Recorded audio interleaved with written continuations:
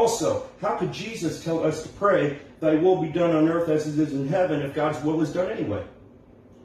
That would be an insincere command at that point.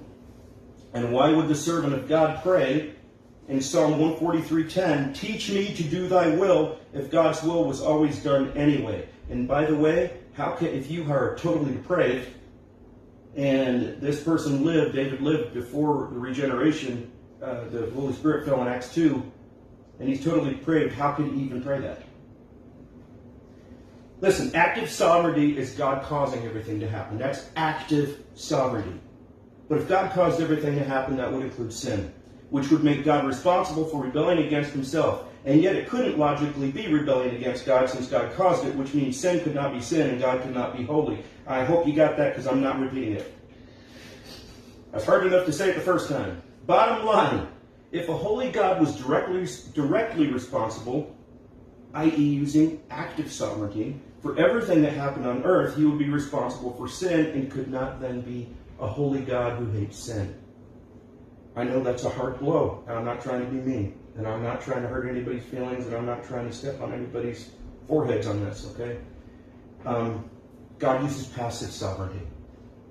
Passive sovereignty is God being in ultimate control, but only intervening for some purpose.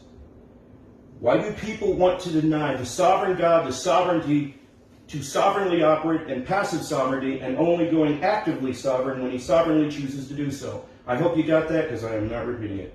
Okay, I'll repeat it. Why do people want to deny the sovereign God the sovereign choice to sovereignly operate in passive sovereignty, thus only getting actively sovereign when he sovereignly chooses to do so?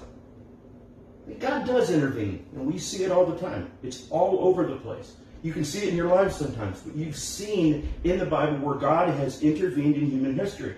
But like in the case of King Saul, if he had involved himself in human history, then he would have lied to King Saul, because he said he said through the prophet Samuel, God would have established your kingdom forever. Well, how could God, hey, I would have established your kingdom forever, but I caused you to sin, so I'm not going to do it. That doesn't make sense.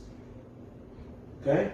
So God is in complete control, but he's passively sovereign, which is why so much evil happens in the world.